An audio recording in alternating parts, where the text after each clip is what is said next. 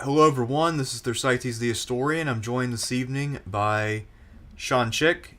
We're going to look at 8 to 9 different titles by Koei, different strategy games that came out in the 16-bit era. These were released between 1992 and 1995. We'll go through them in approximate order of release. In some cases, I couldn't find the exact date of release, only the year, so I just kind of made up the order, at least beyond the point of what year it came out.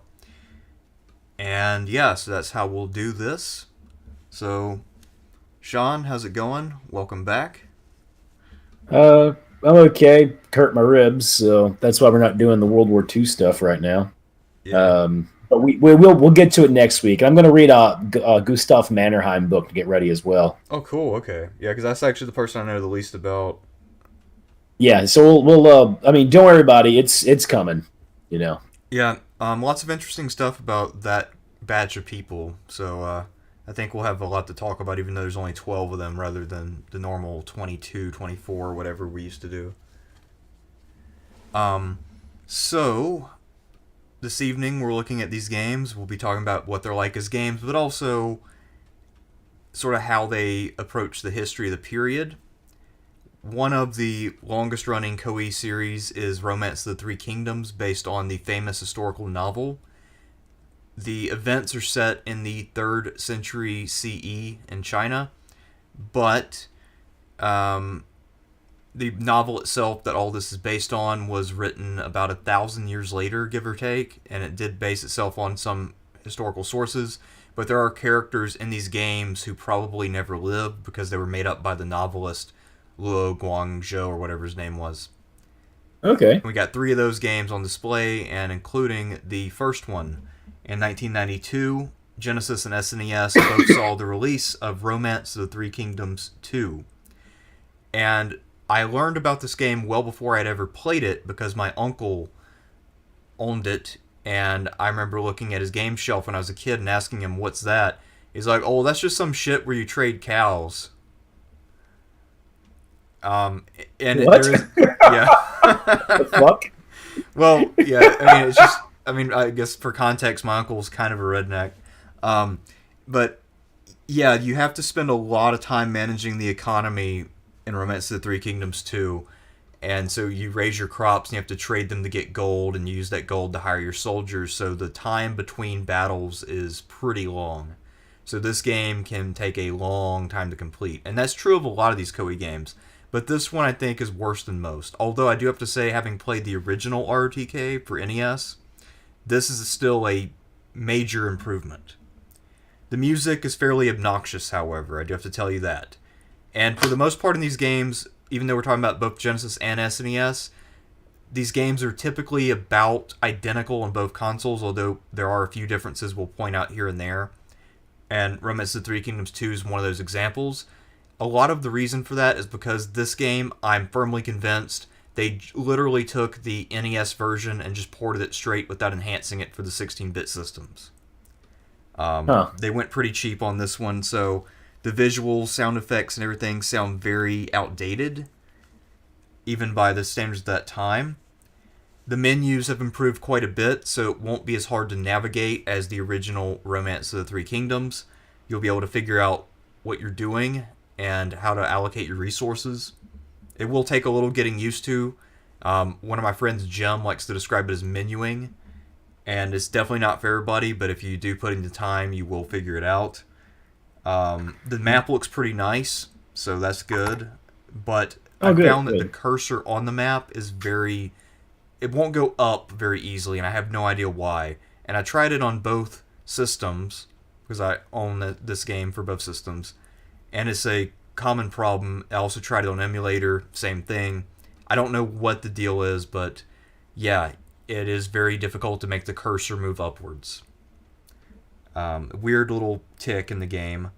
The major defect, however, is that the battles, the tactical battles, after you do finally build your army and attack, are extraordinarily tedious. And a lot of these tactical systems that we'll talk about aren't great, but this one is horrendous. um, Wow. yeah, if there's a river in your way, you don't have a lot of options for getting across. And yeah, it's just punishment. If you could find a way to skip battles, the game would be much better. Even though battles should be a major part of it, but in this case, you would be better off without them. This one also has a high degree of chaos, just like the original. So officers can randomly drop dead for no reason at a young age, who historically lived for a long time. They could just drop dead. And my most recent playthrough, or not really playthrough, but just kind of test to remember what it's like. On the second turn, one of Lu Bu's major generals, Zhang Liao, in the 194 scenario, defected to the distant warlord Zhang Lu across the map, just up and left, for no reason. It made no sense. So this game, historically speaking, and even just comparing it with the novel it's based on, not very good.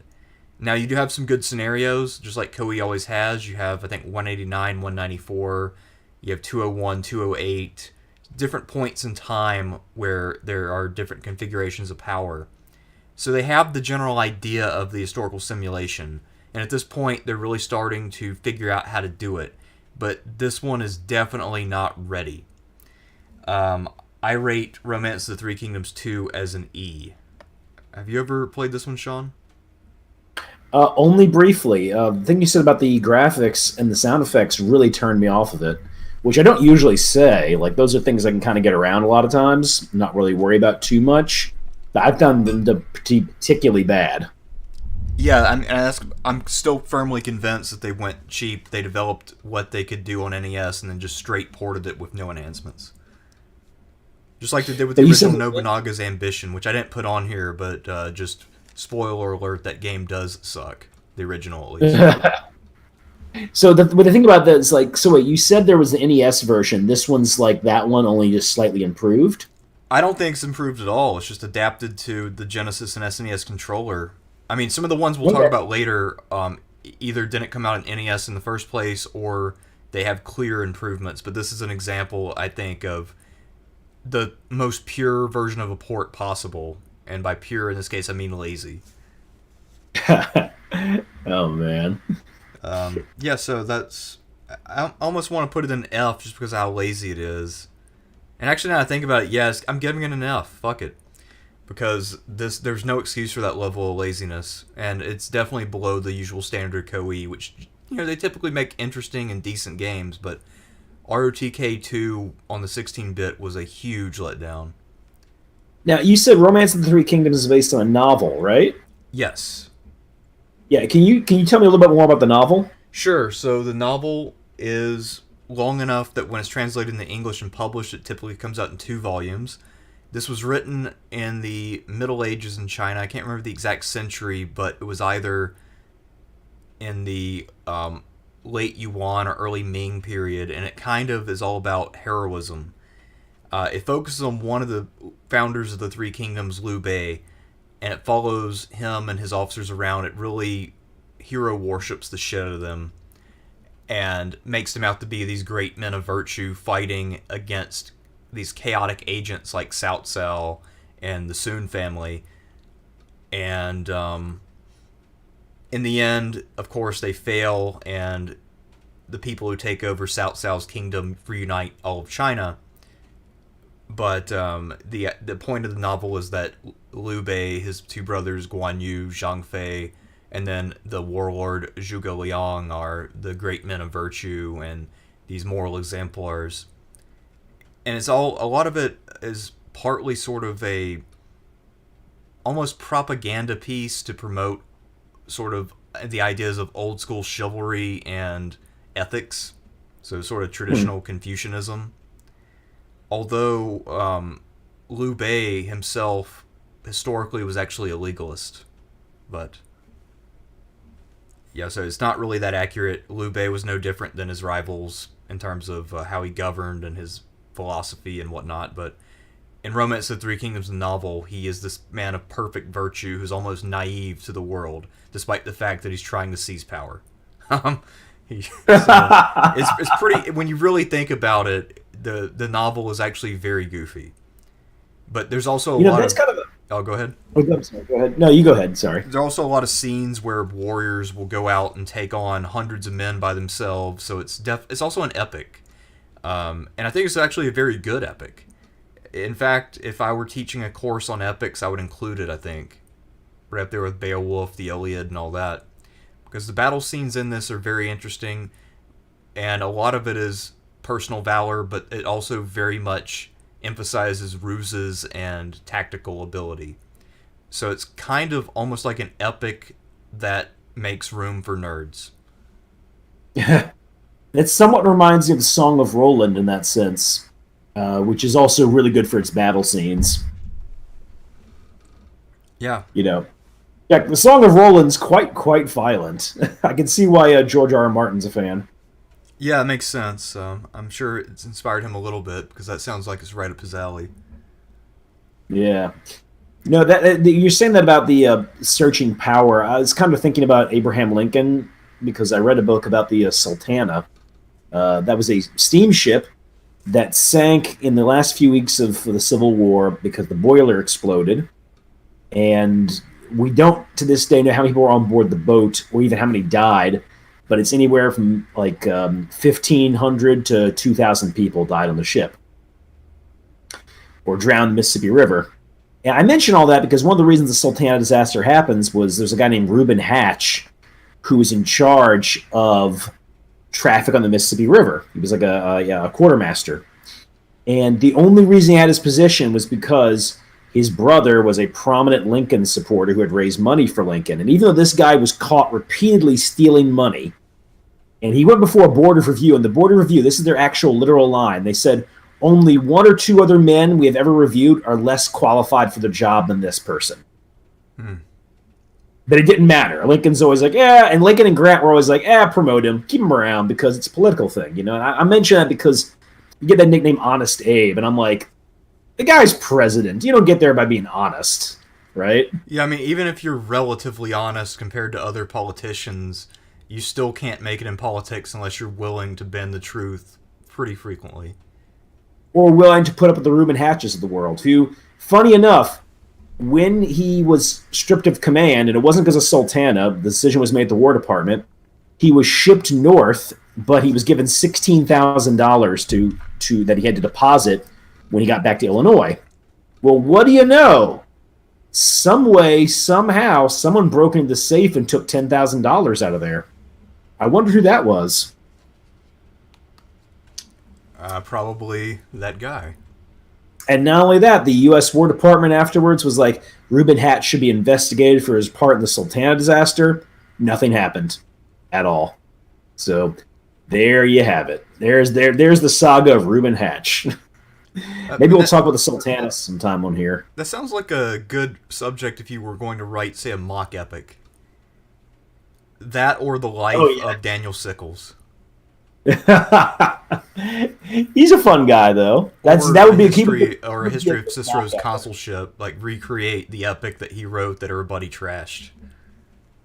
Yeah, I heard you talking about that on your thing about the lesser-known Sulla. Yeah, Sulla's nephew. Your hot take that he's more interesting than the more famous one. Well, yeah, I mean, because you wouldn't expect the nephew of Rome's most famous Optimate to join Caesar and serve as one of his major legates.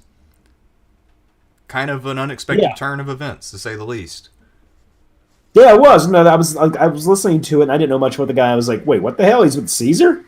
Yeah, and that's the weird thing. There's this big gap in the sources when it comes to Publius Sulla. He was probably expecting his brother-in-law Pompey to get him back in the Senate. Pompey didn't lift a finger. So I imagine Publius is hanging out in Naples just getting increasingly pissed off. And 49 comes and he's like, fuck it, I'm with Caesar.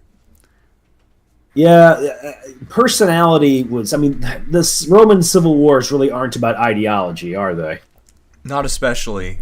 Usually it's about either your family's position, personality, what works for you on a personal level. Because, I mean, most of the big names went with the Senate, the sort of men who inherited their position, whereas a lot of Caesar's men were self-made. But Titus Labianus, for instance, was not a big name. He was a self-made man, but he sided with Pompey in the Senate, even though he only really became famous because of Caesar. And I think they actually got along and they were friends, but he still sided against Caesar anyway. Yeah, we're still not clear on why that was, right? Well, I think Pompey was his family's traditional patron, and he got his start because of Pompey, but then Okay. really cut his teeth under Caesar. Because I think he was there almost. I think at first it was almost an appointment that Caesar did to appease Pompey, because he knew that this guy was Pompey's buddy, and then eventually it I turned see. out, well, he's by far the best legate. So, uh, Yeah, he's usually on that list of like great subordinates, right? and he should be. Yeah. He won several battles by himself in Gaul. Yeah. Yeah, like yeah, definitely. But anyway, Yeah. So, move on to the next one. yep. Our next game by point of release also came out in 1992. This is a game that you have played, but I have not.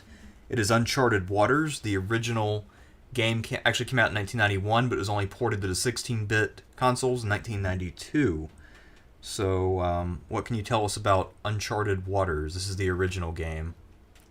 So this is not New Horizons. No, New Horizons came out in 94. Okay, that's the only one I've actually played is New Horizons. I never played the original Uncharted. Okay, well, we'll just skip it then. Yeah, yeah. It's. I mean, it has a good rep, you Yeah, know. But I can say I can't even say that much about New Horizons. I didn't play it for a particularly long period of time, but I liked what I saw. You sure. know. Yeah, because I have not. I mean, you're much more into the naval stuff than I am. Actually, with all these naval games, with the exception of the original PTO, I have not played most of them. Uh, Next up, after Uncharted Waters, is Romance of the Three Kingdoms 3, Dragon of Destiny. This came out in 93, and then a Sega CD version in 1994. I've played all of them. There are no differences. Usually, when you put a game on Sega CD, you put a bunch of cutscenes in it or give it some CD quality music, but I'm pretty sure they didn't do shit to enhance it, which is sort of a pattern of 90s Koei. That being said, this game is at least 16-bit in most respects. The main menus are massively improved, so they're much easier to figure out, and that's where you spend most of the game, is building up your economy, raising your army. Things have been streamlined from the second game, so things are smoother. But there's one major downgrade. The map now looks like absolute shit. The map is hideous, it's hard to read.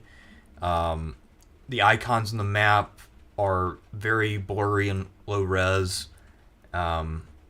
So, fortunately, you don't have to look at that very often, but when you're trying to send out your armies on campaign, sometimes you have to try to figure out, even if you're somewhat familiar with the geography of 3rd century China, sometimes it's still very difficult to figure out where you are and what you're trying to attack.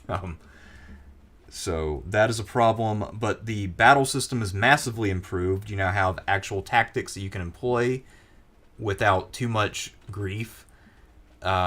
Units can move a little more freely.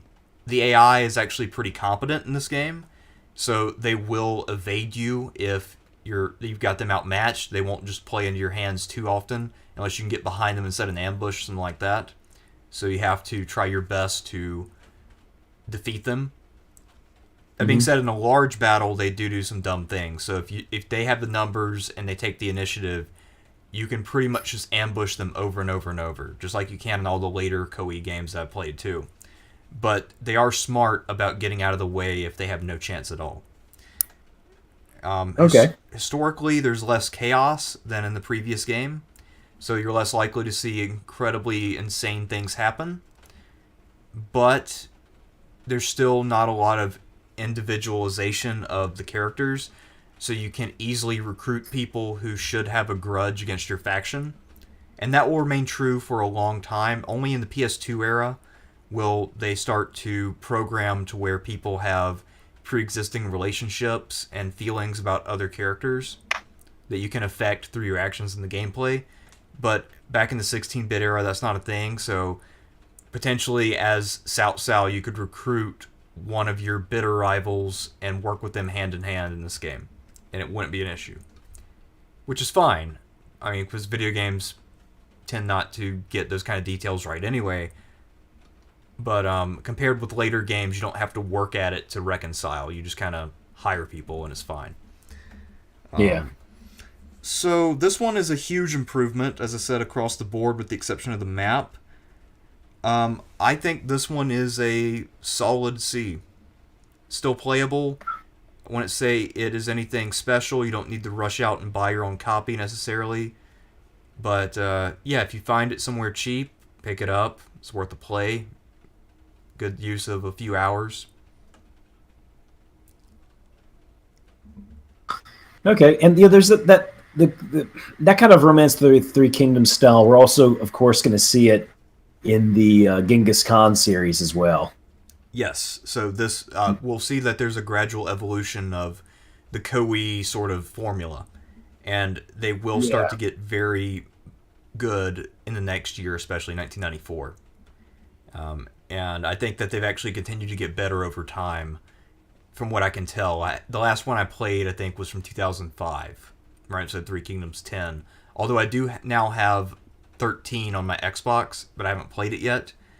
So I guess eventually I'll be able to report back as to whether they've managed to improve things.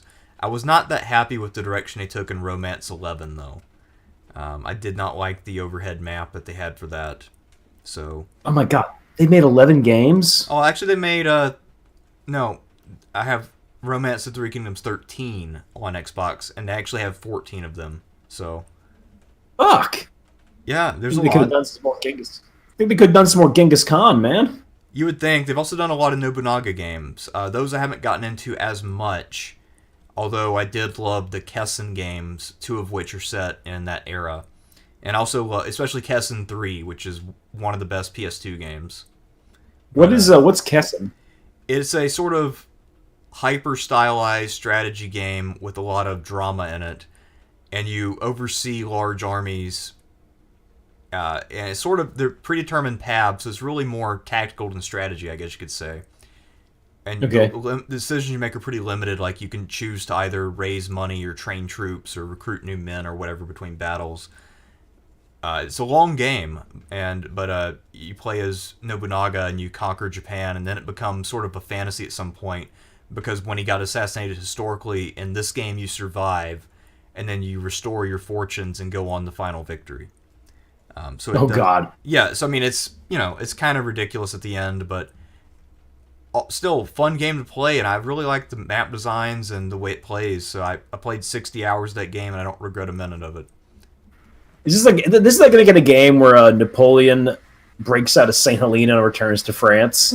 I It'd mean, be it like would be that, like, right? well, I guess the closest equivalent, because he already sort of does that once out of Elba, would be if he had won Waterloo an overwhelming victory, and then men started turning out again to fill up the ranks, and then he manages to crush the Russians and Austrians, readjust his borders in his favor, and then they agree to peace because they realize that you just can't lick Napoleon.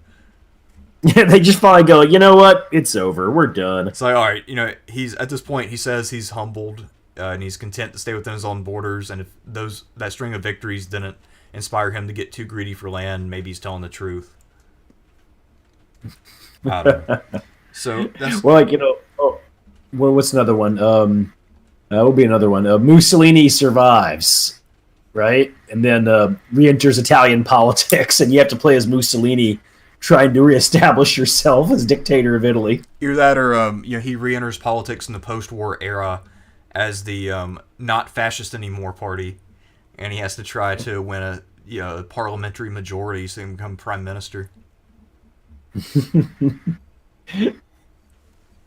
Yeah, and drop off doesn't die. Soviet Union keeps going, maybe a little longer. I don't know. Anyway, so I know our next one up is one I played a decent amount. Yep, That is PTO. the original Yeah. OG Pacific Theater of Operations. That's right, PTO. When I saw that Genesis game for rental, I was like, holy shit, I got to do this. And this game is a royal pain in the ass to learn how to play. It does not have an easy user interface at all. Anyway, so what you do in the game is you command a series of fleets, but in this one, you are in command. The admiral you're playing, if you will, commands the first fleet.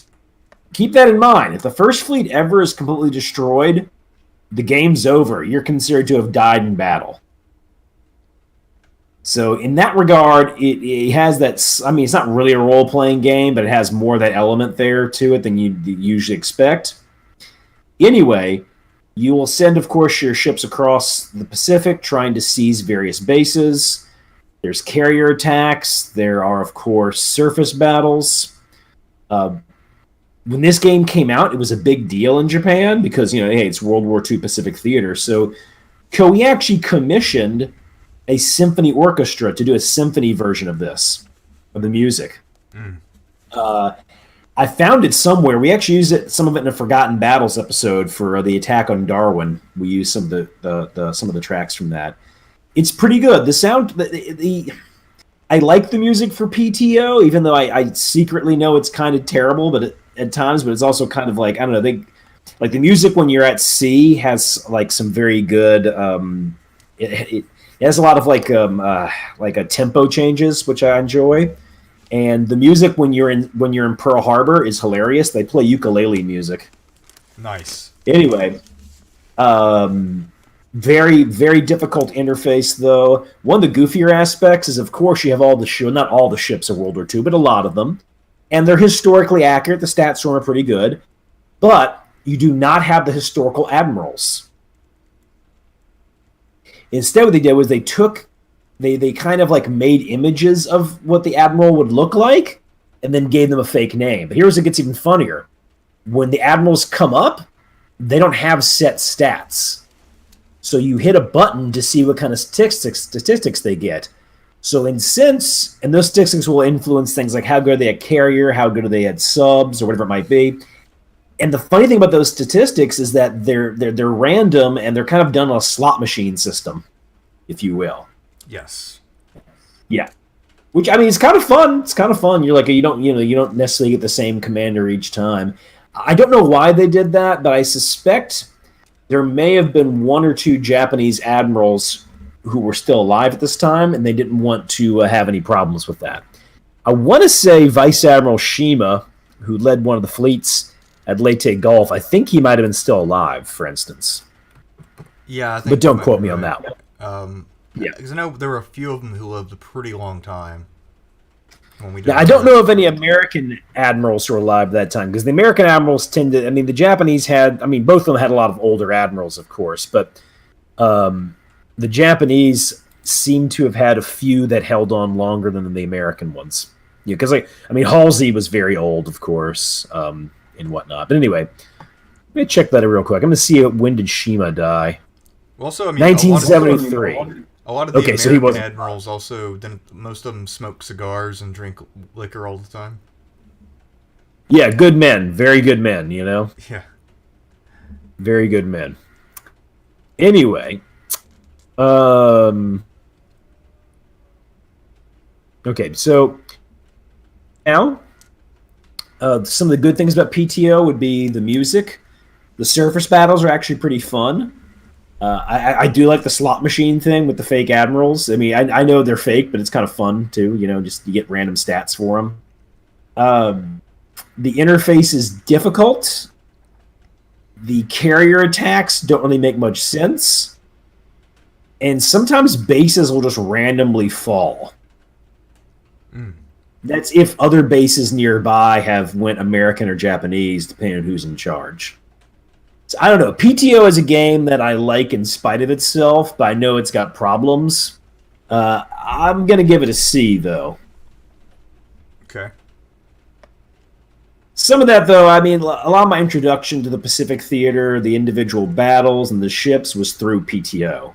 You'd be like, oh, I like the name of that ship or whatnot. You look it up, and then you'd find out more, I mean, hell, the first war game thing I ever played in a computer, I mean, on a video game format, was the Battle of the Coral Sea in PTO, which was pretty fun. All right. Well, our next game is. Oh yeah, I'm echoing on your end again. Oh yeah. I'm not now. I don't think so. Anyway, the next game is Genghis Khan 2: The Clan of the Grey Wolf, which came out in 1993. It was released on both consoles. Both ports are nearly identical. One time I really spent a lot of time looking at them, and there are some very, very minor differences in terms of some of the colors that are used in the menu boxes and also on the fringe of the battle screen. But aside from that, literally identical, and in both cases, it's a great game. Yeah, no, I did read that the version in Japan that's on computer or something has some more significant differences in terms. It's the gameplay's a little more involved. I'll get into that later when I get into one of the great features of Genghis Khan 2. Yeah. Yeah, this is one of my all-time favorites. I revisited a few months ago and actually beat the game as John the First of England, which is fucking hard mode. All right, Yeah, but because it's there's somehow officer rankings. yeah, yeah. Well, okay. So in this game, you play as a monarch, and that's the three scenarios. You have Genghis Khan, which starts in 1206 with unified China, unified Mongolia, Genghis Khan about to attack the Qin Empire. You have Yuan Dynasty, which is Kublai Khan's time. That's easy mode, by the way, playing Kublai Khan, because you already start off with a decent number of territories, lots of money, and lots of soldiers. And then you have World Conquest, which is a special scenario unlocked if you happen to unite Mongolia in the Mongol Conquest scenario, where you can play as Temujin, Jamukha, Tayan Khan, and Togorol Khan. Anyway, your individual leaders have body points that allows them to do a certain number of functions, and we have four different statistics: politics, war, leadership, and charm. Politics decides how efficiently you can do things. So if you're good at politics, you can expend your body points more efficiently.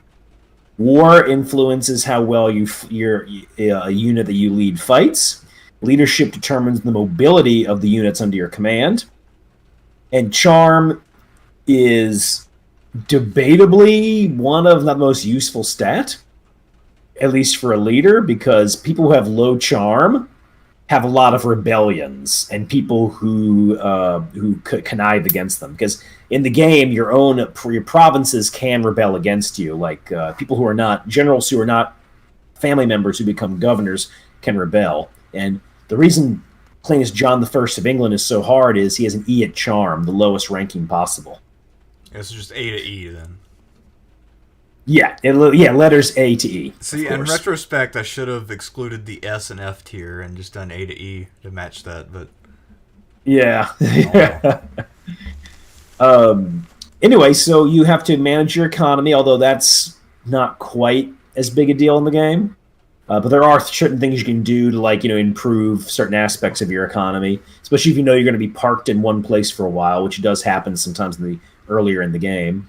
There's a variety of units depending on what region you're in, including special units like samurai, knights, Mongols. Mongols are the best unit in the game, but the samurai are really vicious. And that's something I forgot to mention about. This can be a thing in PTO 2. It's slightly a thing in PTO 1. This being a Japanese company, I feel like the Japanese are way more powerful than they should be. Like, invading Japan in this game is fucking hard, because they can always put their men on ambush, and it's impossible to approach the main Japanese army without getting ambushed. Like, you will be ambushed. It's inevitable. And the samurai are just good enough to be difficult, of course. Yeah. A lot of times in the game, the kingdoms are kind of in a corner position and have mobile units, like really good units like samurai, will become powerful. So typically as you're playing the game, you'll find that the three kingdoms that are like your main competition are England, because they're in the corner, Japan, they're in the corner, they have great units, and India in a corner with great units, those being elephants. And also, India is a really hard place to take in that game. So it's kind of like Risk in a way. I mean, at least that I can notice, because if you get the corner pocket position, you can be very hard to take out. Also, if you really want to play the game on hard, play as anybody in the middle, especially somebody like the Byzantines. Yeah, the Byzantines can be difficult. Certain things will mitigate. Like, Western Europe is the worst place to be in. It's got the music in this game is great, but the music in Western Europe is so fucking annoying. It's terrible. And the units aren't very good, but King Philip II of France is amazing. He might be the best ruler in the game. And what's hilarious is when the game you visit your wife and Yes.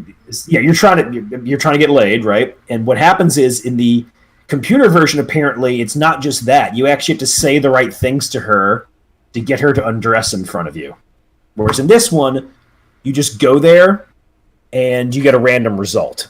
Yeah, So isn't there one where she tells you to take a bath? no, she does have one where she says, "What's this lipstick on your collar?" Oh yeah. Or she'll be like, "We could use some more territory, dear." And you're like, "Oh, you want me to go conquer people, huh?" You know you've scored if she says, "I've missed you so." Anyway, then Yes. you can have children, a son or a daughter. If you have a daughter, you can marry them off to other people, and by marrying them, they become loyal to you. Usually, like, so if you get like a really good general, like let's say you do capture Genghis Khan, which I've done a few times before, you marry him off, and now what do you know? You've got Genghis Khan as a general serving under you, kicking ass. Um, but if you have a son, they're not only loyal to you, but if your king dies for whatever reason, they can succeed you. Well, anyway, I mentioned Philip II because we had a bunch of kids with him, and one of them we named Alexander, and he was an all A 15 body points. We are like, okay, we have now raised Alexander the Great, Yes. French edition. Anyway, Absolutely. amazing game, great soundtrack. You get all the major players that time are in there one way or the other, and like some of them off the wall. Like in the Yuan Dynasty scenario, if you're in Italy, you can make Marco Polo a general. He's not very good except for diplomacy. Which makes If sense. you're in England in the World Conquest scenario, you can get Robin Hood to be one of your generals. He's not bad. So, I mean, those ones are a little more fantastical, but you get lots of historical figures. And, to Koei's credit, there's a lot of people in that game. I'll be like, I don't know who that is. And then as I read more about this era of history, I'll just randomly run into them somewhere. I'll be like, oh, that's who that is. Yeah, And you're like, oh, wow. Koei's another company, kind of like the people who make Europa Universalis and some of those other games, who have done a fair amount of homework when it comes to identifying fairly random, obscure people in history. And yeah, Yeah. all the praise in the world to them for that. And I'm not sure exactly how they do their historical research, but even though they are mostly experts on East Asia because that's where all the developers live and work, they usually do a pretty good job with most topics. So hats off to them for that. They do, as we'll mention when we get to Liberty or Death, but they have a surprising number of really obscure officers. Yes. But anyway, Genghis Khan 2, you learned a lot playing it. It's a lot of fun. I will say, though, when we're talking about AI, Koei games, tactical AI, I think Genghis Khan 2 might have the dumbest. Yeah, they just kind of feed their men to you. They just want to grind, and there's no tactics in the battles. That's actually my biggest gripe about the game is that you don't have any real tactical options. You just kind of have to grind it out on the tactical map.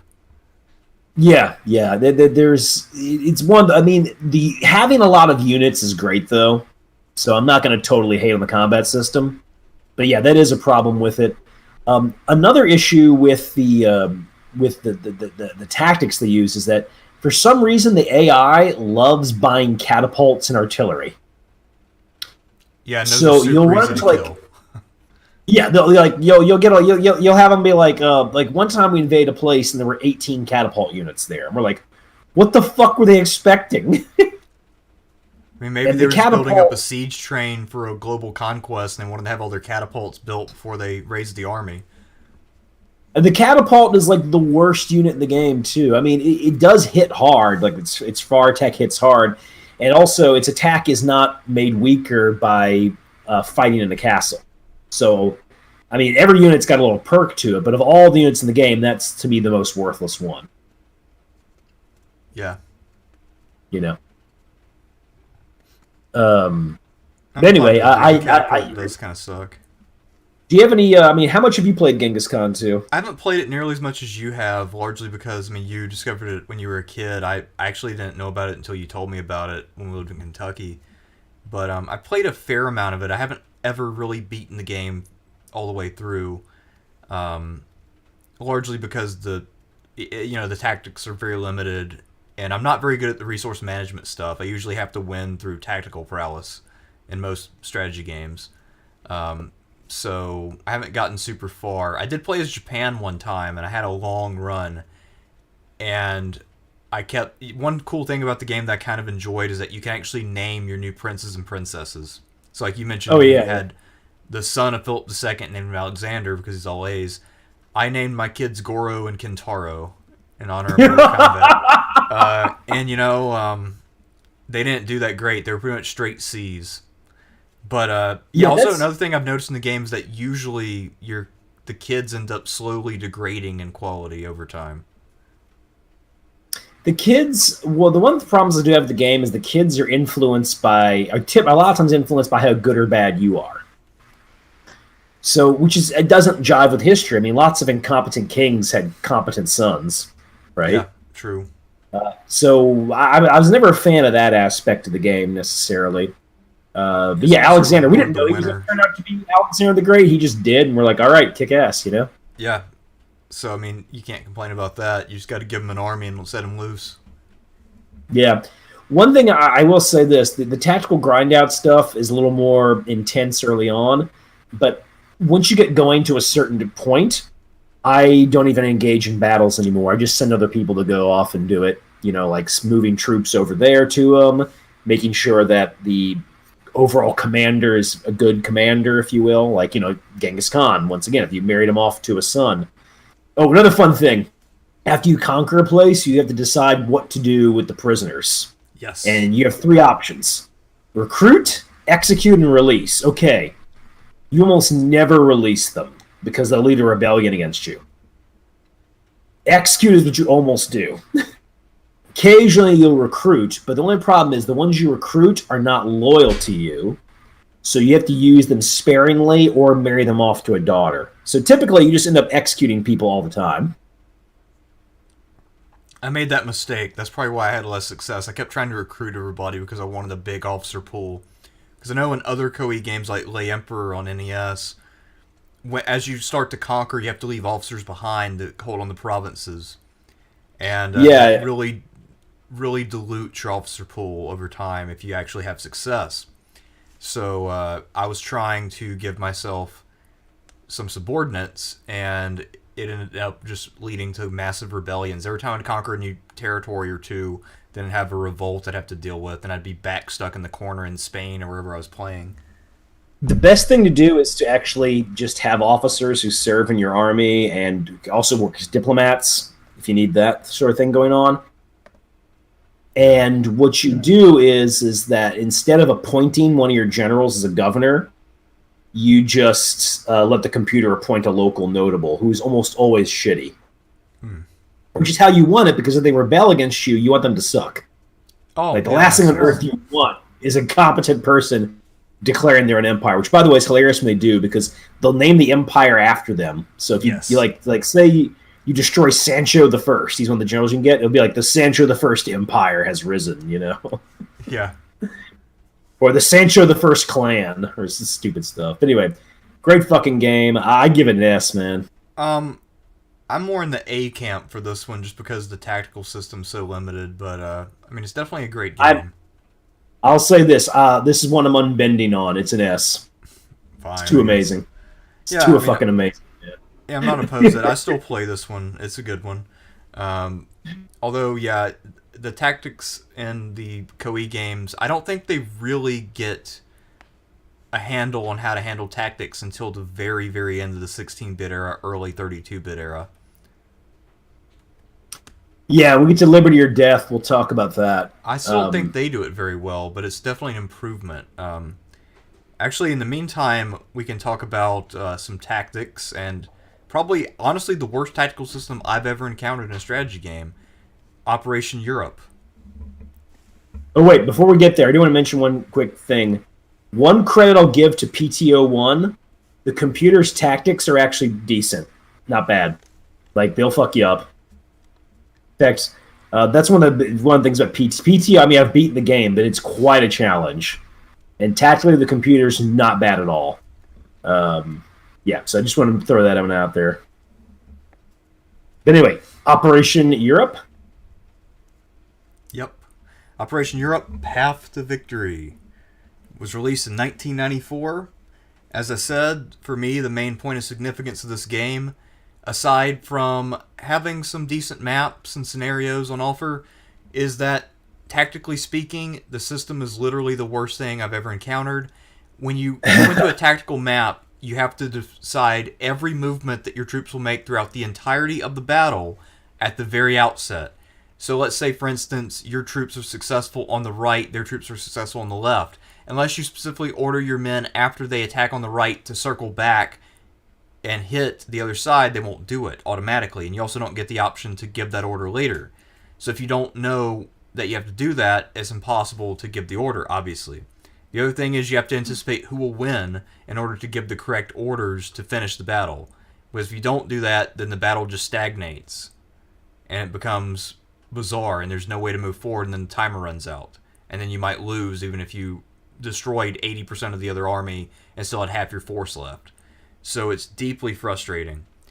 And it makes it out as if all of your subordinate commanders, most of whom would probably be at least 2-star generals, have absolutely no idea what they're doing and are completely incapable of making basic decisions. So it's incredibly frustrating on a tactical level. And even strategically, because of how bad the tactical combat is, it's very difficult to plan in terms of where you want to place your troops. So, for me, that is a game breaker. But, I mean, what are your thoughts on the game? A few things to note about it.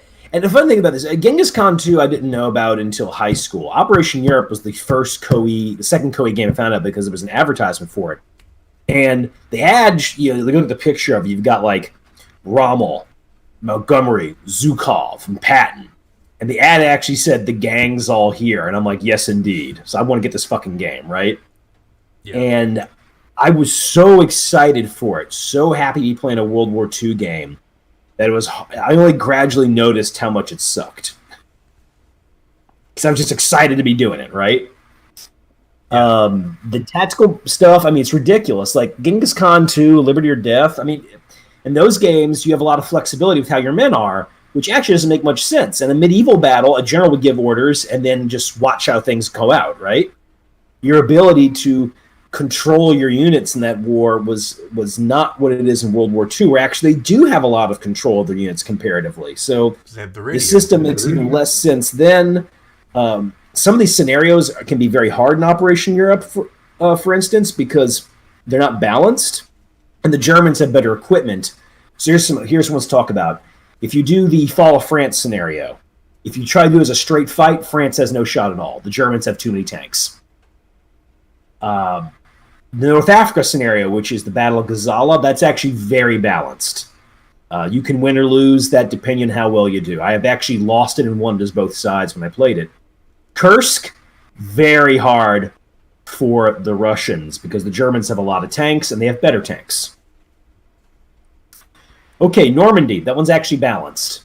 Americans have a lot of tanks, Germans don't have as many, but the German tanks are good.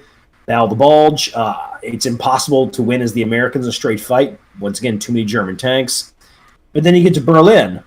The Soviets not only have more tanks, they also have some tanks that are pretty damn heavy.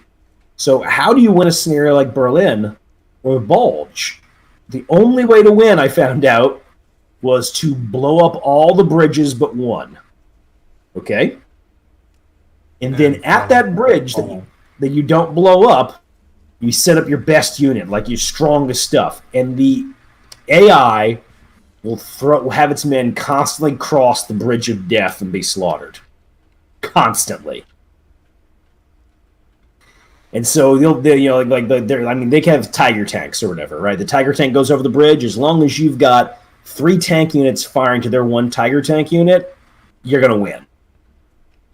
And that's the thing with the game. You have highly imbalanced scenarios. You have a bad tactical system.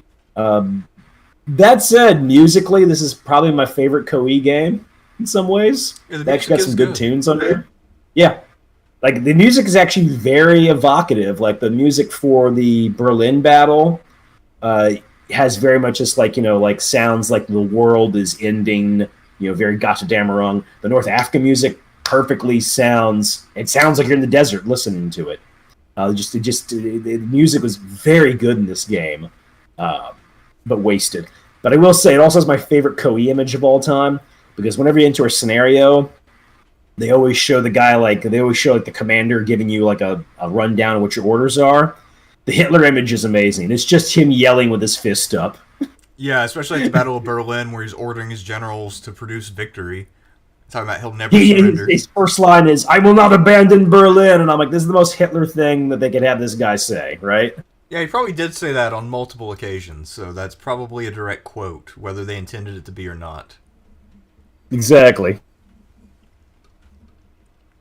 Yeah, I mean, it's a shame that they didn't put together a more playable battle system because I like the concept of the game, and I really wish that they would remake it with different mechanics. Mm. But that'll never happen because Koei is mostly about Nobunaga and Romance of the Three Kingdoms. Yeah, this really was this period of time when they were being creative, and they just, I don't know, they got away from that. Yeah, I mean, for this one, I'm probably thinking an E. Yeah, I'd go with that. I mean, I can't quite give it an F because it's original, but they botched the execution pretty bad. They did. I will say, if forced to play it, the North Africa scenario is definitely the best one. It's got the best music, and it's the most balanced. Yeah, and I don't know of any real differences in this one between the Genesis and SNES. I mean, not that I've experienced. Nothing I know of. Yeah, so this is another example where it's very hard to find a difference. Same thing with Romance 3, Romance 2, probably PTO, and Genghis Khan 2.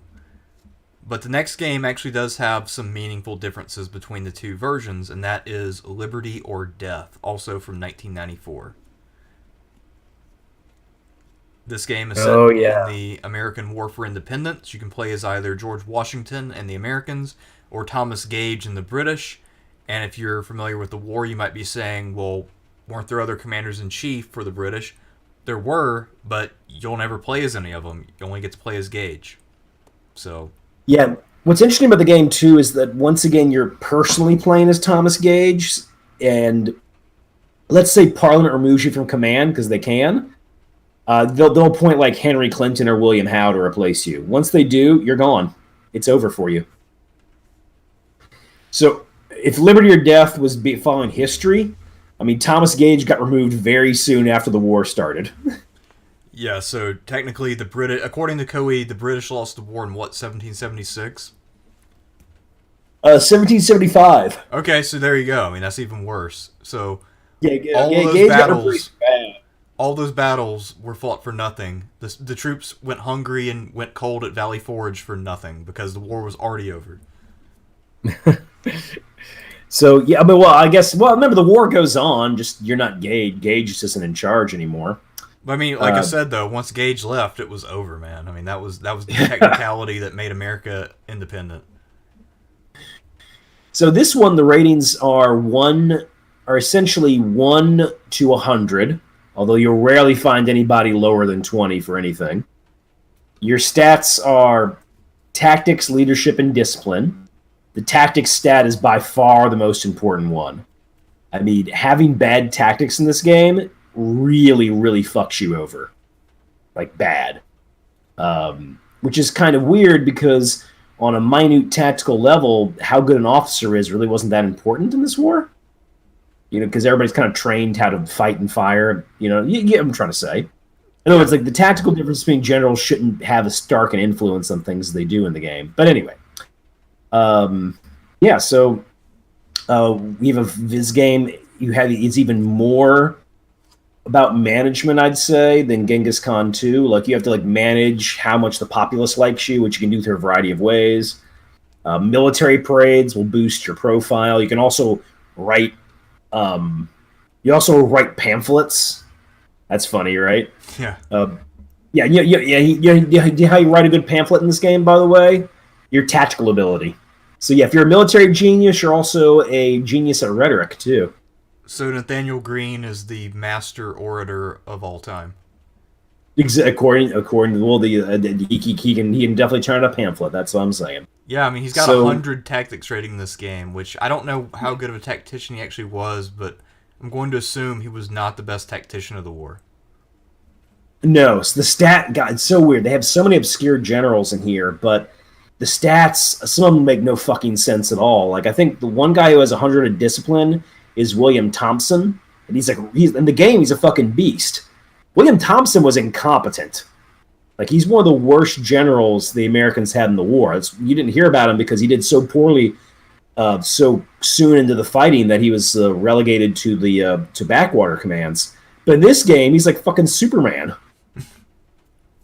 That's the other thing too. The game makes no sense historically, insofar as the British, you're trying to avoid major battles and destroy the Americans with ambush units.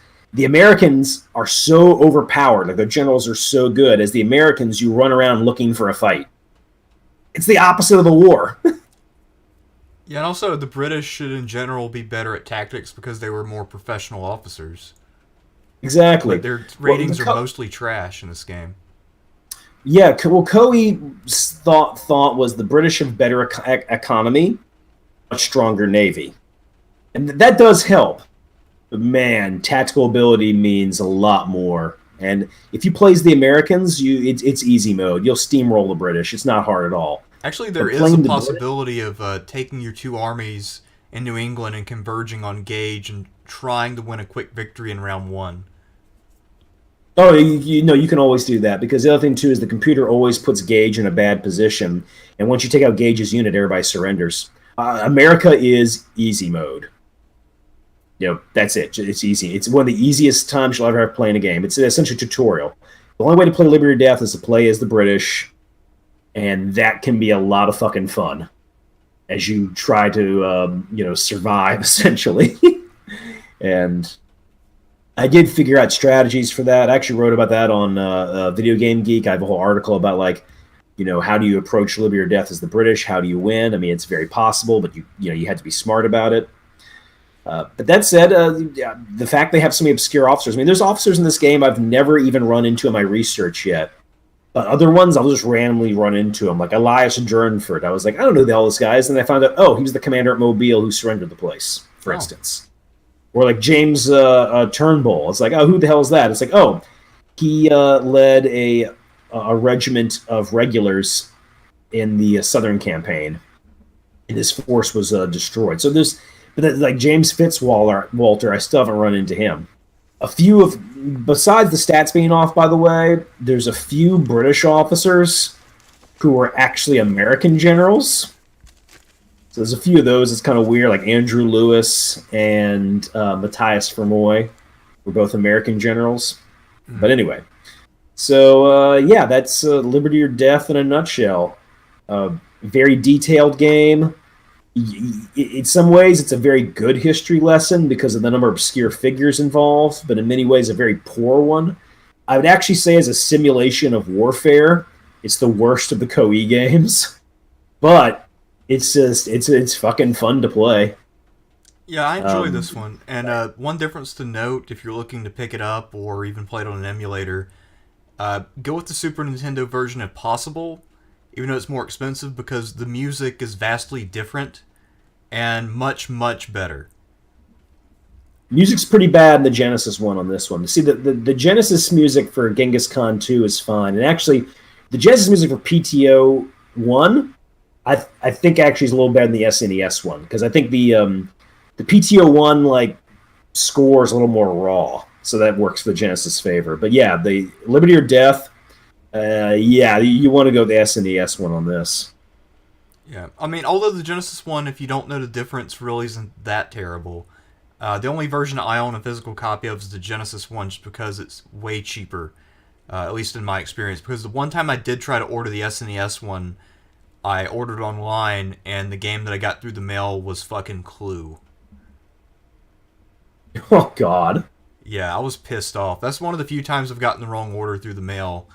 And, so that's why I try to avoid ordering retro games online. I just prefer to buy them at the store for that reason. Anyhow, Liberty Death's still a very good game, and although it's not the best history, it is sort of like The Patriot. It's a guilty pleasure. Unless you're Sean, in which I, case it's just a pain. I'd go with an A for Liberty or Death myself. Yeah, I think that's fair. A or a B for Yeah. Liberty Death. It's also an odd choice that they made. I mean, I wonder why in the Koei thing they were like, I mean, of all the, I've always been like, why did they make an American Revolution war game? See, my instinct on this is that because it was 1994 by this point, they looked at the size of the American market compared with the rest of the world, and they saw that even some of their Japanese and Chinese themed games were doing okay-ish in America. So they figured that's where we can make a lot of money, because there was a lot of people there who would be interested in a patriotic game. So let's make one about the American Revolution and then make all the Americans super amazing. Although they have pretty fair ratings for Washington, pretty accurate ratings for Washington. I'd say. Oh yeah, yeah, very accurate. I've always wanted to do two things at Liberty or Death. If I knew how to code the game, I would want to make a version that's accurate, where the stats are accurate. Like Tarleton in the game's not that great, when in real life he's like the best cavalry commander of the war, right? Yeah. At the same time, I always want them to take this system and port it over to the American Civil War. That would be good. Yeah. Yeah, I could see that working. I'm surprised they didn't do that because they've covered so many other weird topics, and I think it's clear that they're interested in moving merchandise in America. Because most of their games now are released in America, and then of course Koei also produced the Dynasty Warriors games, which are probably their number one seller at this point, especially in the West. Huh. Dynasty Warriors, Samurai Warriors, Warriors Oriki, and all the different spin-offs. But anyway, yeah, pretty good game. Next up is one that you have played. This is Uncharted Waters New Horizons. This was released on both Genesis and SNES, 1994, and coincidentally, this will be the last game we'll cover, which was also released on Genesis. Yeah, that's right. They didn't do that with PTO2. I only played this game briefly years back.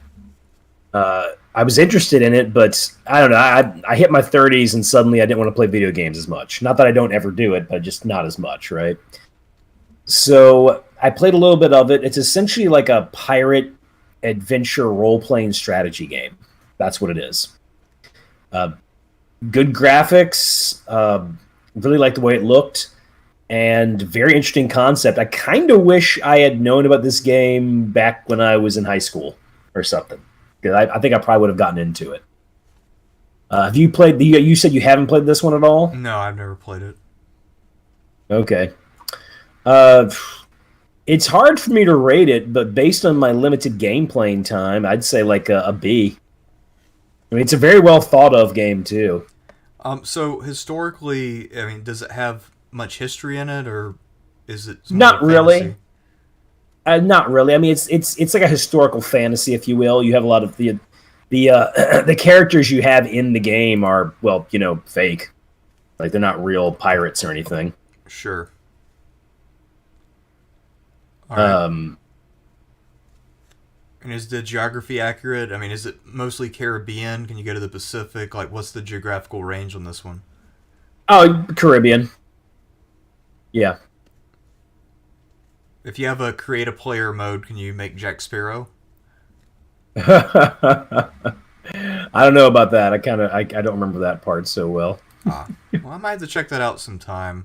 Because if it does No, blend strategy and RPG elements, it sounds a lot like Romance of the Three Kingdoms 10, which is a game I really love. you do have this kind of like. I mean, you do have like. It's set in the 1500s, and you do have. I mean, so you can choose to be like one of these people, like Italian, Dutch, or English, right? None of them are real people, but say like the English one, he's serving Henry VIII, for instance, right? So it's not like it's a fake English king or anything. So yeah, think of it as like a historical romance, if you will. Okay. Sounds pretty cool. Next up is Romance of the Three Kingdoms 4 Wall of Fire, released in 1995. This came out the same year that SNES got Nobunaga's Ambition, Lord of Darkness, which I've always heard good things about, but I haven't played yet.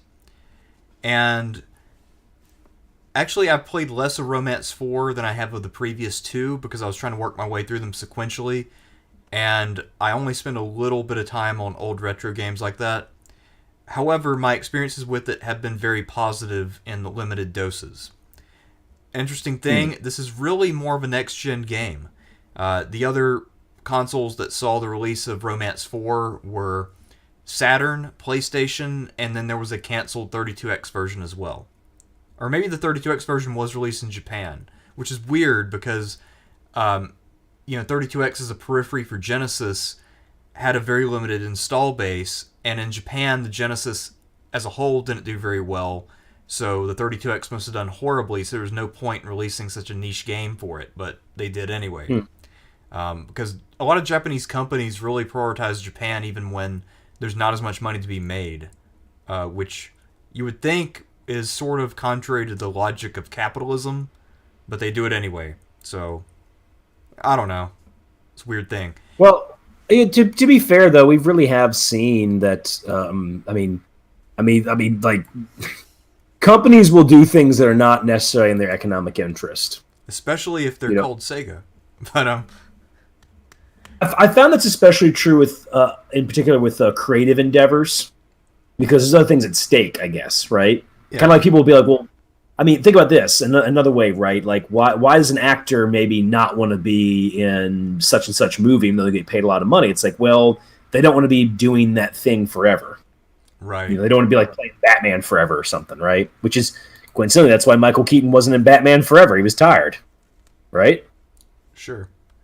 Yeah. Well, anyway, with Romance 4, everything's improved from Romance 3. The map problem I talked about earlier is gone. The music, which was already decent in 3, is a lot better. The tactical system is much, much improved. There's still a lot of grinding, but it makes more sense. The AI is about the same, so it was already decent, so it remains about the same. Unit variety seems to increase. Management gets easier. The menus are better. In general, it's just a sort of refinement of what came before. And I would say that along with Romance of the Three Kingdoms 6, which came out on PlayStation several years later, that this is kind of the point of maturity for the Koei system. A lot of the games we talked about with Genghis Khan 2 and Romance 3 really come into play here. And just, actually I forgot to mention earlier, but in all of the Romance games from 2 on, that numbers rating system that we talked about with Operation Europe and Liberty or Death, more like Liberty or Death because they're fixed, but that numbers rating system for politics, war, charm or charisma, and then another stat I'm trying to think of, politics, war, leadership, and can't think of the other one, diplomacy maybe, I don't know. Anyway, it's a very similar rating system in these games. And in 4, things are much more intricate. Things are a little more realistic, I suppose you could say, because outcomes tend to be a little less insane. I believe you can fight duels in this one, which is pretty cool. Oh, nice. Yeah. Now, they don't really make those duels very interactive for a long time. It's only really in the PS2 era when you start to actually be able to control your character during duels. And these duels that you fight in front of the army raise or lower morale massively. And if you turn down a duel, then men will start to desert. Although there are times where somebody will be massively physically superior to you. Because in this one, war is both your ability to lead a tactical unit to some extent, but also how good you are with a spear or a sword. And in later games, they'll kind of separate that out, where leadership is more determinative of that to some extent. And then war is just how good you are at kicking somebody's ass one-on-one. But anyway, I really like this game, and I have a copy of it. I plan on getting around to it at some point and spending some quality time with it. Based on what I have experienced, I have to go with an A for Romance 4. I think that it's a very solid game. And if, do you think this is the one that really put the series on the map? I mean, to like, essentially, to establish a series and now has like 14 entries. I don't know which one put it on the map, honestly. It might be this one because it had the multi-platform release and it was more or less a launch title or pretty damn close to it for PlayStation and Saturn. Um, and yeah, this is a good one. It also introduces more cutscenes, at least in the 32-bit versions. Mm-hmm. So yeah, to the extent that this one has a following, and again, these games are not super mainstream, but yeah, I would say that it would be fair to give it to this one when you're looking for one which really got things rolling. Um, Okay. I think that's fair. Last but not least is PTO 2 for the Super Nintendo. It also came out for the Sega Saturn. I actually have a Saturn copy. I only have played enough of it to figure out whether it works or not. It does seem to be pretty playable, though. The menus seem to work pretty fine. But I don't have a way to save on my Saturn, so I did not play it at any great length. But I And know you that got to you save have. on this one. Yeah. Unless you're doing one of the scenarios, which can be a lot of fun. Which is a good thing about PTO 1 and 2. Just a lot of different scenarios to choose from tactically.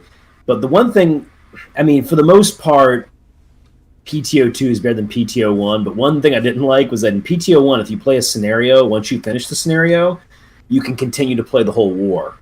You can't do Oh, that in PTO 2. okay. I didn't When the know that. scenario is over, it's over. But anyway, so PTO 2, much like the first one, except you have defined supply lines. Oh, wait, funny story about how I got this game, by the way. Um, we'd actually called up Koei of America, like, and tried to order, um, like Liberty or Death because it was only renting at the time. And they were like, "Oh, we don't have that one anymore, but let's send you a flyer for our new games coming out," which they did. And I saw PTO 2, so we ordered it and got it right when it came out. And this is like the cartridge was like $80 fucking. But when you popped it in, this is one of those. You know how you get those games at the end of a console's life where like the graphics and the music is way beyond what it was when the console first launched. Yeah. I mean, the music quality and the graphic quality in PTO 2 is incredible, especially for Super Nintendo. Uh, like the intro, I can still burn in my mind this day of the battleship Yamato, like plowing through the Pacific Ocean. Anyway, so for this one, you you had the Chinese theater involved, so the land combat was much more involved. You had a lot more different types. You have different types of aircrafts. Carrier combat was more involved and also more accurate, if you will. Surface battles, I think, were better in PTO 1. PTO 2 music is mostly very good and has some variation. Like they kind of play like a slow jazz tune when you're in the cabinet meetings. Oh, that's one of my favorite things in the game. You have cabinet meetings. And when you go to cabinet meetings, you have to decide things like how much supplies you get, what's going to be your objectives for the month, diplomatic stuff. And the way you do that is that you have cards and you play the cards against the other people to get them on your side in the meeting. Huh. And how well you're doing, how well the Navy's doing decides how many cards you have. So let's say the Navy's sunk a lot of ships and you've taken a lot of territory, you'll have more cards because, of course, you now have more influence at the meeting.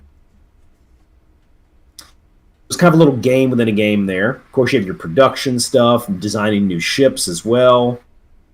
Just a great game, but here's its Achilles heel. Now, if I looked at Liberty or Death, by comparison, Liberty or Death tactically, not amazing, but solid. The computer will hit you hard. It's aggressive. Its probably only problem is they do tend to kind of walk into ambushes a bit too often. But I think that's more in the easy mode. I believe there's actually one mode where they don't even do that. So Liberty or Death, I wouldn't call it an amazing AI system tactically, but a good one, definitely better than Genghis Khan 2. The PTO 2 tactical system, very bad, very bad. You never will actually fight a true carrier duel if you're playing against the AI, because their carriers will be concentrated on doing whatever their mission is, not attacking your ships, for instance. And some other goofy things can happen, like for instance, if you play the scenario where you have to get ready for the war, and let's say you're playing as America against Japan. Well, Japan will eventually declare war on you, and then they can attack. But the AI never declares war on, say, the Netherlands, Britain, or anybody else, which is what Japan historically did, right? Sure. So, by declaring war only on you, the Japanese can't get their resources, so they collapse rather quickly. Like, it's really easy. And not only that, they never attack you at Pearl Harbor. Because for some reason, when the game starts off, that scenario starts off, the Japanese fleet, the carrier fleet, is in northern Japan's waters. That's the route they took. Japanese specifically went through an area where almost no ships traverse the ocean, right? Well, the AI, when you declares war, goes, well, we're close to the Aleutian Islands, so instead of those big Japanese carrier forces attacking Pearl Harbor, they bomb the Aleutians. That's their first move. I mean, it's fucking stupid. So the AI is not bright, man. It's not bright. And I will say this. I did beat it in the 1944 scenario as Japan, which is really hard because the U.S. has a lot more ships and everything. But it's still difficult, and I still lost some ships. The AI is dumb enough to where I can do it. So I can reverse the tide of the war. I can win the Battle of the Philippine Sea. And I think in that scenario, I ended up invading America and taking Washington, D.C., which is fun, right? Yeah. And all in the course of 1944. Into 1945. Yeah. Damn. It's a great reversal, huh? But one of the other problems, too, with the game is the Japanese are just better. Like, their ships are generally better. Their admirals are better, too, because the way admirals are rated is whatever your rank is determines how good you are. And because the Japanese had a lot of vice admirals, well, what do you know? Their admirals are better. Their aircraft is usually much better. Yeah, the Japanese in PTO2 a little too strong for what they were. But no, great little game. Good music and graphics. I will say, if you actually can play against a human opponent, you can get some naval battles that actually resemble the battles of World War II. That'd be kind of like a dream thing of mine. If I get somebody else to play PTO2 with me on the Super Nintendo, and they'd be committed to doing it for however long, and that could actually be interesting, I think. It'd be a process, but it would be interesting. That'd be fun. But anyway, that won't happen. At least I don't think it'll happen. Yeah. Anyway. Maybe that could be a future goal, especially for the WTF Gas channel. Hey, a man can dream, right? Yeah. I mean, does Danny know how to play it? He's sorta. I mean, he's not really into naval stuff, and he when he hears the Japanese strategy theme music, like he heard it one time, he was like, "Oh God, not that again!" Because I played that game so much the year I got it. Yeah, I was doing like all the scenarios and everything, and the Japanese theme music in that when you're in the strategy phase is great music. It's one of my favorite 16-bit tunes. So look it up. Japanese PTO2 strategy theme. Great piece of music. So, I'd be playing Japan and doing however long it takes to win the war. And he'd hear that music. Sometimes he told me one day he heard that music for like 10 hours of his life. And it didn't faze me. I was like, this game's amazing. And then, playing on a big screen TV as well, Love PTO2 in that regard. But yeah, AI is dumb as a fucking hammer. Yeah, I mean, I've had similar experiences playing games like Allied General, where I've spent hours and hours playing through it. And then those little images that you get in Allied General where the tanks and units flash up on the screen and shoot at each other. I was dreaming about that at one point because I'd played so much of that when I was about 15 or whatever. Oh, damn, man. Yeah. Cool. Yeah, oh, fuck yeah. I love Panzer General. By the time that we got a PC, and then I was at a PC store and I saw Panzer General, it said hit game, and I was like, this game looks amazing. And fuck, it was great. And then I was first semester in college, not first semester, like first undergraduate in college. I got Allied General. I hit that one up pretty hard too. Managed to beat the Soviet campaign, by the way. fucking hard, That is a tough one, yeah. That's fucking hard. one. But I did it. I beat it. Um, I don't think I ever did beat that one. The only one I can say for sure that I beat because I revisited the game maybe 5 or 6 years ago. I did beat the North Africa campaign pretty easily, but some of the other campaigns, the objectives are a little too far flung. And the problem with Panzer General is that if you play the Panzer General Forever, which is free online, they changed the AI to where the computer, if you're playing the Germans invading Britain, what they'll do is buy the $48 Matilda 1 tank and fill the fucking map with it. Just build like a ridiculous number of it. So if you play the enemy AI, you have to turn down their prestige, their ability to replace units. You have to take that down to basically zero and give them no money. Otherwise, they will just fill the map with units, and there's nothing you can do to counter that because you literally can't kill them as fast as they get generated. Damn. So I hate Panzer General Forever, and I really want to really want to find a way to play the original Panzer General on 3DO, like a 3DO emulator, but I don't know how to run one. So, yeah. Okay. But anyway, Panzer General. Yeah, the original. You liked that one, right? Yeah, I like Panzer General. I like Panzer General 2 as well. I did for the most part, although I didn't like. I like that Panzer General 1 had almost every major European battle covered, and Panzer General 2 just didn't. They had very specific scenarios. But I played that a lot, and it was a good game. I dug it. My dad played the shit out of Panzer General 2, and he also never figured out that infantry are useful. Really? Because I was watching play it, and this was years after I stopped playing the game and I'd moved on. And I looked at his army and I said, "Where the hell's your infantry?" He's like, "What the hell do infantry do in this game? Like, they take towns." Yeah. And, tanks aren't the best at that. And then after playing the game for 3 or 4 years, my dad, who was a professional army officer, finally realized you can use infantry in Panzer General. Oh my god, that's amazing. Yeah.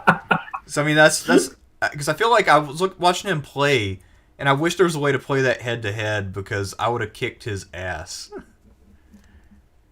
You can also he had the scenario builder on there. It was great too. Yeah, that was a great scenario builder. I made one scenario a what if. I was like, what if Poland invaded Germany in 1938? Because I used the Berlin, the Salo Heights map. And I decided to theorize that the Polish army became like a panzer force, so they're invading with like hundreds of tanks. Oh damn! Yeah, it was fun. It was fun. It was a fun little scenario builder. It's a great game. Yeah, I've created some weird ones, but I've never really. A lot of mine don't work when I try to load them up. But also, I haven't had a computer in years that's capable of running on those old Windows 98 games. I think they have. Don't they have those on Steam where they're updated to where you can play them? Yeah, because I'd like to revisit things like Panzer General 3 and Panzer General 3D because I never really gave those much of a chance back in the day. Because when I found them and had access, that was during a phase of my life where I wasn't really playing any games. So Panzer General 3D sucks. Yeah, Panzer General 3D is awful. Don't even try it. That killed the franchise. That was a franchise killer. Yeah. Oh, also PTO 2. What do you want to rank it? It's tough. It's like it does some things really, really well, of course, but what it doesn't do well, it's bad at. I do like some of the touches. Like, for instance, if you take Singapore with Yamashita, you actually get him and Percival talking to each other. Like, the game goes to a special mode where they talk to each other. And I think one of my biggest complaints in the game is the Chinese army is small, and it's very easy for the supply line between India and China to be cut off from America and Australia, which I always thought was just weird, right? So the game's not the best history, and the AI is crap, but it does a lot of things really well. I learned a lot about the Pacific War from that. I mean, names of admirals, and some of the overall stuff in the game does work. The carry operations are actually really well done. It's a tough one. I'm going to go with a B. Okay. Sounds like a fair rating given the game's strengths and weaknesses. So now I guess PTO 4 I played on PlayStation 2. That one's fucking stupid. That's like You could Koei for that one. We're like, just make it more arcade-like in a way. Like it's PTO for morons essentially. Although it does have the Atlantic Theater, so you can run around with the Germans and the Italians. Oh, nice. All right. Well, you want to move over to the chat? Yeah, sure. I know we wouldn't get a ton of views on this one. It's a really niche topic. Yeah, I But guess. don't worry about it. World War II generals are coming next week. We'll do more World War II admirals as well, somewhere down the line. Yep. All right. The first super chat comes to us from Michael Klein. He says, "Happy holidays, guys. Sean, what happened to you?" So, Sean, would you like to address your injury situation there? Yeah, so I'm doing the Shiloh research, and I got to get these books from the interlibrary loan. And what I do is I go there, drop off the books, and they have this like big recycling bin trash can. That's where we drop them off in. And one of the books that I dropped in there dropped at a bad angle. I look down, I'm like, okay, first off, I don't want this book getting destroyed because it's actually kind of a rare book. And second, if it gets like wrecked because somebody just throws another book on top of it, I mean, they'll charge me. So I leaned on the edge of the trash can to move the book around, and I hurt my rib. I didn't break it though, but I kind of hurt it. And I didn't feel anything for 2 days, and then I suddenly felt some stuff. And then Monday night, I slept at a really bad angle, and also I'd not really been paying attention to it. Like that same day, I'd worked on the computer on the Shiloh book like all day. So that doesn't, I mean, like leaning forward, messing around with the mouse and a keyboard is not great for your ribs. And so then I was in pretty bad shape. So not awful, but enough to where I barely work on the computer right now, and I'm just on the couch reading books for the most part. I read like 4 or 5 books in the last few days. So there you go, everybody. I hurt myself saving a book. Doesn't get more nerdier than that, huh? Yeah, I mean, this makes me feel a lot better about my rib injury last year. I was playing basketball, and then some stocky guy set a hard screen with his elbows flared out, and his elbow and my rib pretty much connected clean. And that hurt for a while, and then it was re-injured when I was doing some water sports over the summer. So, yeah, that hurt like a motherfucker. But at least I took an elbow from a guy who's probably 300 pounds. So it makes me feel a lot better about my injury. Yeah, mine's like, like trash can lid trying to save a book. I do hope that I should be in good enough shape to do Turtles 2 later this week. Probably shooting for Thursday on that one. I'm very sorry it's been delayed. It feels like anything that can stop it from happening just happens. It's getting comical at this point. Yeah, I mean, it's almost as if the universe does not like the Foot Clan. I've seen the movie. The universe does not like the Foot Clan. Yeah, I mean, they had to operate out of a garbage place, a dump. So yeah, they operated a dump for a while. It sucks, man. What's our next chat? Our next super chat comes to us from Levant. He says, which uni do you teach at? How did you two meet? Fun topic. Well, currently... thank you for the money. Oh, yeah, thank you for the super chat.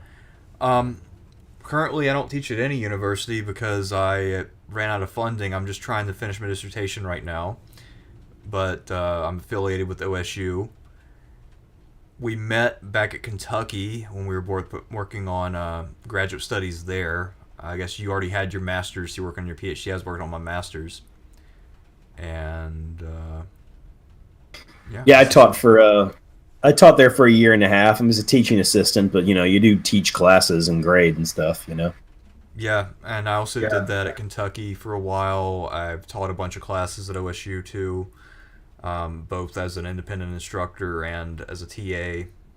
So at this point, I think I've taught just about everything, every general course that's in my field broadly construed, with the exception of, let's see, what class have I not taught that would be within my field? Ancient Near East, I've never taught that. I've never taught Crusades. And I've also never done... I think there's one on the books called something like childhood and antiquity or some shit like that. I've never done that class. I don't think anybody's taught it since I've been around though. So I think that's one that's in the books that catered to the skill sets of probably some faculty member who left years ago. Oh yeah, don't you love when that happens? Yeah, I don't know anybody who either has taught that class or even could. So I'm not sure who that was tailored for. Huh.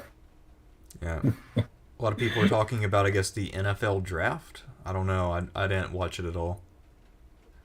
I don't know, just NFL season, the way it's going. Well, it's funny they mentioned that the last we had I got the Sega Genesis working over here. I had some people over, and so the games that were played were Desert Strike and Madden '96 for Super Nintendo. So there's some football for you. Yeah. One thing I'd really like to do at some point, in theory, this is not something I'll be able to do anytime soon. But speaking of video games, I'd really like to get it's a physical version of the 3DO and also the N64, and then you can burn 3DO games, which is a CD burner, and there's no protection on them you don't have to trick the system or do any bullshit. You just burn the game as a ROM, and it pretty much runs as long as you got a Q file. And with the N64, I'd like to get an EverDrive cart and just play the games that way, but that is something that will not happen for quite a while. So, before we close things up, I guess anything in the news worth mentioning? Not especially. I feel like maybe the fury over like the Trump people claiming that the election was stolen, that seems to be dying down finally. At least a little bit. Yeah. Yeah. Yeah, I do think it's we'll see like how it plays out, of course. I do think that right now they're in a coalition building mode for the most part though. But like more of a, I don't want to say behind the scenes, but like a low key one, if you will. Right? I heard Rahm Emanuel is going to be transport secretary or something like that. That sounds pretty bad. Yeah. It's like all the shit neolibs are all coming out the woodwork, man. They are. Anyway, let's see. Is there anything else? Oh, somebody has a recipe idea for you. Levant says, Sean, I have a brew that I suggest you try. Boil a cup of water with a clove or two and a half a teaspoon of turmeric. Add it to a tablespoon of honey and a teaspoon of black pepper and ginger. okay. Well, I can say this though, man. What was really, really good was applying ice. Yeah. That was really good. Did your doctor tell you to take leave or whatever it was to reduce the swelling? Ibuprofen. Oh, ibuprofen. That's what it was. I didn't actually go to a doctor because I have a friend who's a doctor, so I asked her a few things because I don't do that a lot because doctors get annoyed with that if you're friends with them. Like, oh my god, all my friends. So I don't go to her a lot for stuff. I just said, hey, what about this and that, right? But anyway, I kind of looked up online. They're like, hey, they're going to tell you the same thing. Just like rest and take ibuprofen and use ice. Oh yeah. Also, Michael Klein suggested that you try the ooze. He said that helps. Try what? Try the ooze. Oh, I think Michael Klein is correct. I should try the ooze, and maybe I'll become like a mutant ninja something or other, right? Yeah, I mean, then expose yourself to an animal and you can take on its properties. Cool, or become Super Shredder, right? Yeah, I mean, maybe. You get replaced by Kevin Nash. Well, man, I want to call it up tonight, and we'll get geared up for World War II next week, huh? Yeah, so we'll plan on doing World War II next week. We have 12 people lined up that we'll talk about. Pretty good selection of people, including one person who was not part of a major power. So you can have fun guessing who that might be. Thursday, tentatively, we're looking to do the Turtles 2 viewing over on WTF Gas. And what else do I have going on this week? Actually, there have been people who have requested the History of the Left thing. So, one thing I will do in terms of the reading series from H.G. Wells is he actually has a chapter about the rise of Marxism. So, I'll start reading through some of that. You guys might enjoy that to some extent. Okay. And I'm trying to think what else will I do this week. I'm not sure, but something. Other videos will also come out. That's vague as All right. hell, but we'll find out, I guess, as I figure it out myself. So anyway, that is all I have. Do you have any other announcements? No, no, no. I just after we're done, we'll talk about the general list that we have. Right. Okay. Okay. All right, guys. Peace out. See you around. I All have right. an idea, man.